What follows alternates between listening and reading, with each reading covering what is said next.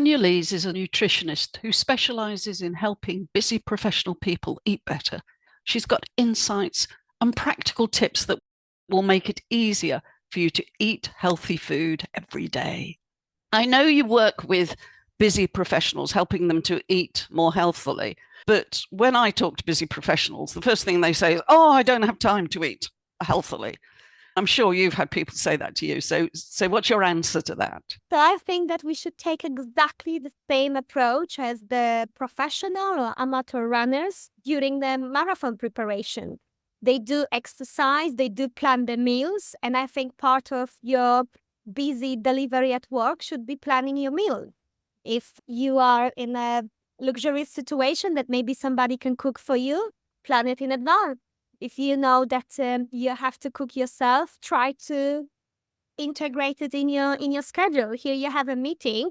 Okay, what about my lunchtime? How am I going to manage that with another call, with another meeting? And that will translate directly to your increased productivity at work. It's more than just fitting into skinny jeans. Because I met a lot of, especially women in the 50s, in the 60s, and they say, oh, I don't have to look like a model anymore. That's great, but healthy eating, it's not only to look like a model, it's also investment in your, obviously, physical health, but also well-being and your mental performance. So what do you see as the key benefits of healthy eating? Except all the things which we know about reducing cardiovascular diseases, diabetes, cancer, in terms of busy professionals, is the increased productivity, is the increased creativity, and there are studies for that showing that that was studies conducted on group of 405 young adults, and then they were divided into two groups. One of the groups simply had a increased intake of fruit and vegetables, so really not a rocket science. And the other one had a low consumption of fruit and vegetables, and they were more creative in the games they had to face, and in the creativity part. So if that's your job, if you have to spend 8 hours or X amount of hours nowadays a day in front of your laptop, think about it, that what you eat directly impact of your brain. And from the employer perspective, I think I always say that this is healthy eating. It's a tool if you can squeeze more out of your employees, because the more healthy they are, the more productive, the better they can work for you. So if you want to squeeze more out of them, instead of Coca-Cola in the office, serve some water. Instead of potato chips, crisps, serve some apples. And that will directly translate to your profit. That means more money for you in the end.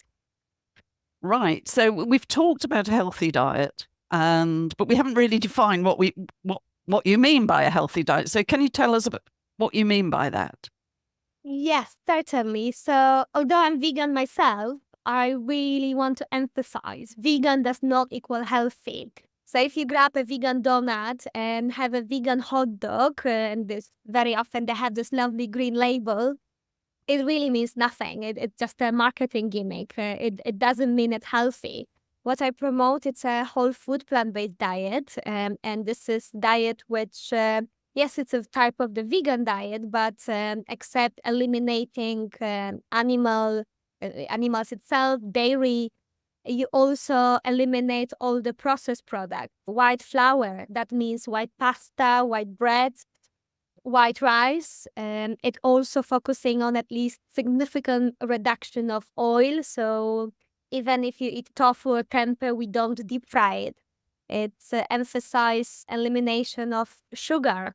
So the sugar comes in the natural forms of fruits, for example, not in white sugar as we know, table sugar, or definitely not in forms of artificial sweeteners.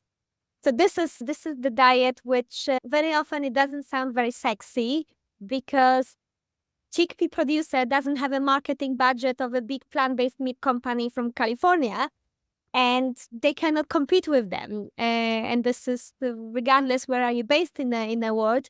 That's a very sad truth that nobody screams chickpeas are good for you, yet big plant-based meat producers screaming how great products they have. And yes, they are vegan, but I would be very cautious to eat them, and definitely not advised to eat them on a daily basis. Okay, so that's the aim, the goal, to eat in that way. But obviously, if people are starting from a traditional diet with meat, fish, lots of cakes or lots of alcohol, lots of sugary things, lots of fatty foods, lots of salty things, then the idea of moving to a diet like you're suggesting is actually really difficult for people, including for busy professionals. So do you advocate a complete switch from one day to the next, or is it more doing it step by step? Currently, I'm working in a hospital with patients, so I think I changed a bit, and I would say step by step. Recently, I saw the study that even by Dr. Greger, that even replacing 3% of protein from meat to plant-based protein can already increase the length of our life by 1 year. Just 3%, which is not much. So it's better if you start with 1 day per week than nothing. Yeah. It's always better something than nothing. It doesn't have to be all or nothing necessary. Yes, that might be the goal, but that might be too much. So I would say start with a simple steps. And I'm working in Asia, in a country where they are Chinese, Indian, Malay living together, and all of these groups have a different languages, different religion, but also different food. So what I've learned that if you have an Indian person and I might share some Chinese recipes, that will not work. And vice versa. For the Chinese person, maybe the most delicious Indian curry won't be the most suitable. And the same wherever you are in the world. If you are in UK, start with the flavors you know. Don't try to maybe search for South Korean vegan food because that's too alien. It's too much.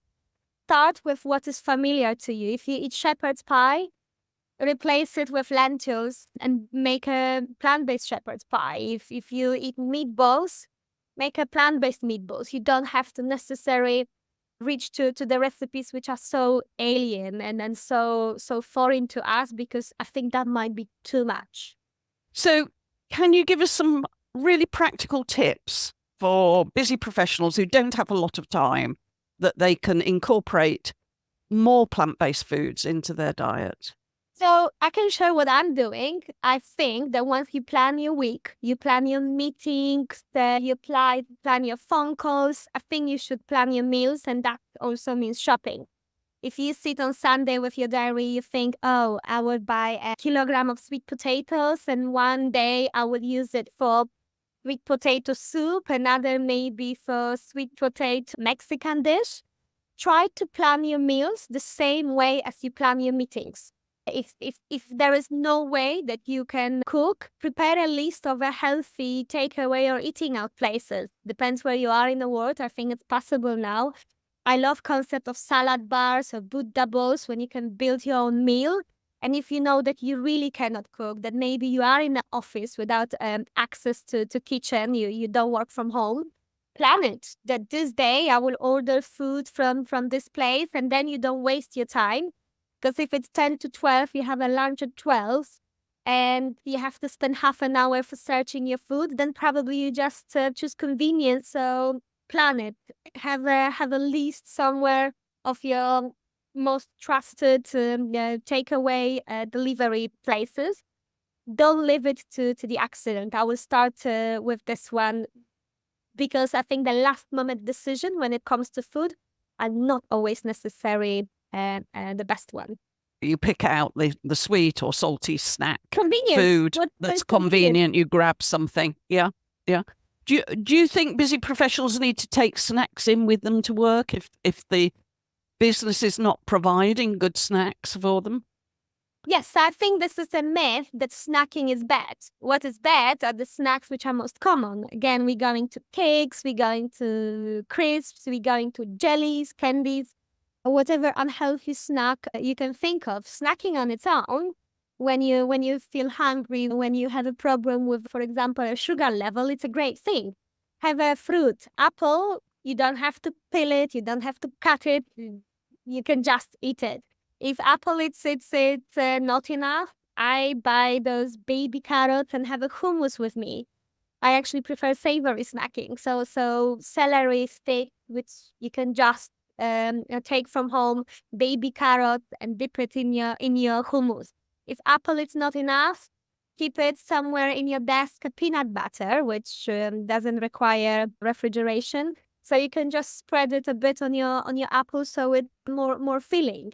But I think it's better to have a snack just in case, because again, when you get hungry, convenience will take over, and that's not necessarily a good thing. Yeah, yeah. And what about breakfast? If you've got a busy job and maybe got children as well that you're trying to get kids to school, and maybe you've got a partner who's not particularly supportive at that time of day, and you're running around, and you can end up just grabbing one of these so-called healthy bars that seem to have proliferated everywhere. You know, the supermarkets, the health shops are full of these, you know, oat bars, protein bars that are supposed to be healthy. I think they are healthier, and people getting confused with that, because yes, they are healthier than Snickers bar, but they are not healthy. I think that's where those big companies sort of using our lack of our awareness that they market it healthy. I like to prepare my breakfast if I know I have a busy day a night before. So if you do overnight oats, just in your plastic container, any container, if you mix oats with any of your favorite plant-based milk, and you can make it exciting. I add some vanilla to that. You can add cocoa powder, cinnamon, again, play with the flavors. Throw some fruit on the top, and you have breakfast ready to take from the fridge within a second. Chia seed pudding, it's the same. I know some people struggle with the texture. I actually do very often mixture of oat and chia. So I mix them night before with plant-based milk. I have to add some vanilla instead of sugar, because I think vanilla adds this extra oomph without really any sugar, and favorite fruits, and that's it. Then the breakfast is ready in the morning. You actually don't have to prepare it at all. You just grab it. You can even take it to work with you if you just have a container. Yeah, yeah.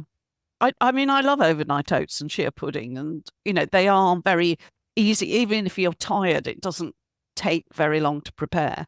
And as you say, if you prepare it the night before, then it's ready the next morning. Yes. So So no excuses, no work required in the morning. a lot of people who work, particularly office workers, I think, they have that after lunch slump, and you know, they find it very difficult to stay productive after lunch. And do you have any tips for that situation? Yes, so very often, yes, whatever we eat, it converted to glucose, which is like the fuel for our brain. And what happens when we have a lot of simple carbohydrates? Here in Asia, it means white rice, but in Europe might be a lot of white pasta, bread, pizza type of stuff, basically any simple carbohydrates. Then there is like a spike of energy, which might last 1 or 2 hours after lunch. And that would be great if we only have a 1 or 2 hours working day. But most of us have to manage this energy for 8 hours or longer. So to prevent this 3 or 4 p.m. slump, I would say think how to manage your carbohydrates, because I think that this is very often the guilty party. Go for complex carbs like brown rice and buckwheat, any other grains. I love now those protein pasta made from chickpeas, lentils, soya bean, and I think that will help you to manage your energy better. And the same with sugar. Is here in Asia, people very often will drink coffee with a lot of sugar, or with condensed milk even, but any type of sugar, that would be the same effect. It will be, I call it a kindergarten effect, like a little child. First you are very hyper, and then suddenly you collapse. But the same happen with children in kindergarten. Mm, mm. I would say carbohydrates and sugar, that's what we should be aware of. Yeah, so they need to change their lunch Yes. to more complex carbohydrate, less sugar and stuff like that in order to avoid that slump. Yeah. Yes. So a lot of people would say, oh, all this stuff you're advocating, it's life's not going to be worth living if I can't have sugar, if I can't have the salty snacks I can't have this, that, and the other that I really like and that give me happiness and joy. It's going to be a really awful life I'm going to lead if I do what you're suggesting. I think everything is here, it's in our head. So I was vegetarian when I turned 11, but I was extremely unhealthy vegetarian. I had a cheese addiction. I couldn't describe it other way than addiction. I didn't know how to cook without cheese. Cheese was a magic solution to everything. When I decided to go vegan, it took me 6 months to quit cheese because it was so tempting when I saw a cheese platter next to me. And I fell a few times. It wasn't easy. But what I realized that what we associate with pleasure in terms of food, it's a result of the culture where we live, of the memories. I believe if the average Brit would be adopted by the Indian vegetarian family in India, they will never think about the chicken because that's what you are raised with. That would be so natural and normal to you. The same probably some Indian vegetarian adopted by the meat-eating family would be so much taken natural as eating meat. There were studies in US on the second generation of Japanese. So these were people which were born in America, but both of the parents were Japanese. And what they find out that the taste buds, and unfortunately that affect the body weight, the cholesterol, they were like Americans. It's not genetic. What we like, it's not some sort of DNA. It's the result of memories. It's what your mother or grandmother rewarded you with when you got a good grade at school. What was part of your birthday parties, and then when you were older, maybe weddings and social gatherings. So I always say it's easy to change it because when we are little kids, it takes more than 1 year to get used to certain food, to solid food. Spend the same half amount of this time, 6 months. Yes, it's a bit of the struggle, but spend the 6 months to unlove, or whatever verb you want to use, to this bad food. And I think you get the same result. This what was for me with the cheese. I had to go through this painful process of about 6 months. Today, cheese is not tempting. I actually find it pretty, but it was result of I would say my mental strength. Yeah. Yeah, I think that's right. I mean, but also I personally have found that my desire for sugary foods and my desire for processed foods has reduced dramatically. And now if I don't have a salad in a day, I start to crave salad. And I know some people listening to this will go, no, you couldn't crave salad. Believe me, you can. So, I occasionally still crave like really sugary chocolate and things like that. But in general, the things I crave are things like salad. So it all changes. Because you got used to that. There are no any studies showing that if you crave chips, that your body misses some nutrients from chips. Because this is almost ridiculous. That if I have a craving means my body needs it. No, that's not what it means. Your body does not need this jellies or potato crisp. It's all about what we have here, and I think it's good to be in control of that. Right. A lot of professional people eat out a lot as part of their job. They're entertaining clients. They're staying in hotels, so have to eat in restaurants. Can you give some tips for how to manage that? What to look out for on the menu and so on? Yeah.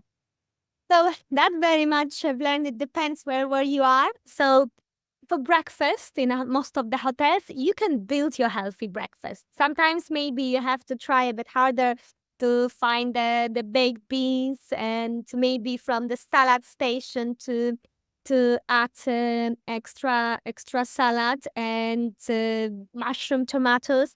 If you are in Asia here, fried noodles are even in a 5-star hotels. And I ask them to prepare noodles with a lot of vegetables and tofu, and most of them can do it. They don't serve it to all guests because nobody wants it. If you're a five-star hotel, you want to please your guests, and they see it as rather an off-putting option when I'm like, put a lot of veggies, less noodles, a lot of tofu, and I'm happy. So very often you have to communicate with those places, and I hope it's going to change. I really hope that hospitality industry will change when they see the demand for that. So I always say ask, because sometimes even if you know they cannot do it, it's good if those restaurants, those hotels hear that there is a demand. Wherever you are in the world, ask them, do you have a healthy option? What do you have plant-based? Even if you see there is nothing, because the more often they hear it, there is a higher chance they're going to implement it. So I would say build your own meal from those healthy pieces and bed. If you are really in a bad place, I actually very often have my own hummus, and I just have a bread from the hotel, and that's my breakfast. Right. And what about a dinner? If people are at a dinner, sometimes you're served a set menu and it's very difficult to do anything about it. But assuming you've got a menu where you have choices, what should people be looking for? So it again depends on the restaurant. Like in UK, I absolutely love steakhouses because from side dishes, I have an amazing meal. There is spinach, which nowadays very often comes without cream. There are mushrooms. They will have some beans, roasted potatoes, and here 4 dishes, and I'm super happy with the meal without even touching on the main courses. I think any Italian restaurant, I mean, there is no Italian restaurant which cannot do simple tomato-based pasta. Yes, they will not have a protein, plant-based protein very often, but I'm happy if they just do simple tomato pasta, if they throw extra veggies, I see that's a bonus. So again, it's rather about being proactive and speak to the other manager or the waiter or the chef. And sometimes they need help. They might not understand how easy it is to actually prepare something. I met a lot of chefs when you ask, do you have anything plant-based? Not really. I'm like, oh, but you have here this grilled veggies, you have a tomato sauce. Maybe you can marry it together in one dish. Oh yeah, I can do that. So I would say nudge them sometimes because you might have actually better knowledge than a chef with 20 years of experience, because if they cook the same for 20 years, they don't know it, they don't understand, and maybe they need just to be educated about it. Yeah. So, what are the top 3 takeaways that you want people to take from listening to you? Planning. And I say this is almost like the business coach will teach you set your goals, plan your week in terms of food. Starts with the shopping list or potentially with the eating places, but you're supposed to know on Sunday at least where you have your meals during the working week. Do not leave it to the accident, because to the last minute, because it barely ever it turns out well. So that's the first one: planning, and again planning. Second, you don't have to go all the way through. If it's better if you go one day a week, or maybe just working time and leave weekends to your favorite trip.